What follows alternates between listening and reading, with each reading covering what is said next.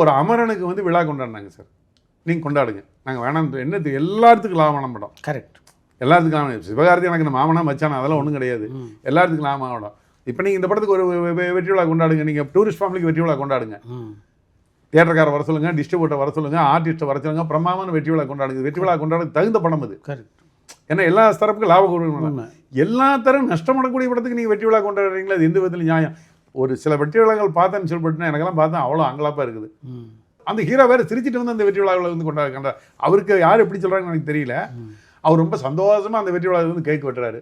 என்ன கேக் வெட்டுனீங்க? இந்த படம் ஒரு நாள் வசூலாகுது, 2-3 பாடுது, 2வது நாள் படுத்துக்குது படம், அந்த படத்துக்கு வெற்றி விழா. இதை அது யாருக்காக கொண்டாடுறாங்கிறது கடவுளுக்கு தான் தெரியும். ரசிகர்களுக்காக சில பேர் சொல்கிறாங்க ப்ரமோஷனுக்காக நாங்கள் செய்கிறோம். என்ன ப்ரமோஷன்? ரசிகர்களை ஏமாந்தவங்களா? அவங்க உள்ளே வரமாட்டாங்க. நீங்கள் வெற்றி விழா கொண்டாடினாலும் சரி, மாலை போட்டிங்கனாலும் சரி, அவங்களும் வர்றதுக்கு ரெடி இல்லை.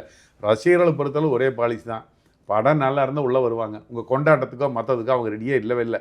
அவங்க தான் சொல்கிறேனே, சின்ன படமாக இருந்தாலும் சரி, கதையம்சம்லாம் படமாக இருந்ததுனா தான் அவங்க தியேட்டருக்குள்ளே வர்றது ரெடி இருக்காங்க இல்லையா? உங்களை சேர்ந்து அந்த ரசிகர் மன்றங்களை அவங்க இவங்களாம் என்ன சத்தம் போட்டு கூச்சல் போடலாம், ஆனால் பொதுமக்கள் வர்றதே கிடையாது. உங்கள் வெற்றி விழா பொதுமக்களை சென்று அடைகிறதே கிடையாது. நீங்கள் உங்களே ஏமாற்றிக்கிறீங்க இந்த வெற்றி விழாவின் மூலமாக.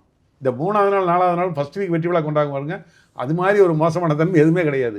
நீங்கள் இப்போ சமீபத்தில் வெற்றி விழா வந்து பார்த்தீங்கன்னா கமல் சார் வந்து விக்ரம் 2 வெற்றி விழா வச்சுருந்தார். எல்லா பக்கம் பெரிய வசூலான படம். அதே மாதிரி அமரனுக்கு வெற்றி விழா வச்சுருந்தார். அதே மாதிரி நம்ம வடிவுடைய மாமன்னுக்கு வச்சுருந்தாங்க, வெற்றி விழா வச்சுருந்தாங்க.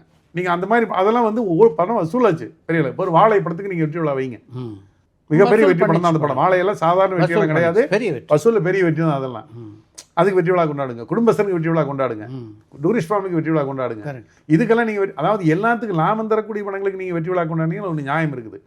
எல்லாத்துக்கும் நஷ்டமான படத்துக்கு வெற்றி விழா கொண்டாடுறீங்களே, தியேட்டருக்காரெல்லாம் நொந்து நூலாயிடுறாங்க இந்த மாதிரி படங்கள் போட்டு.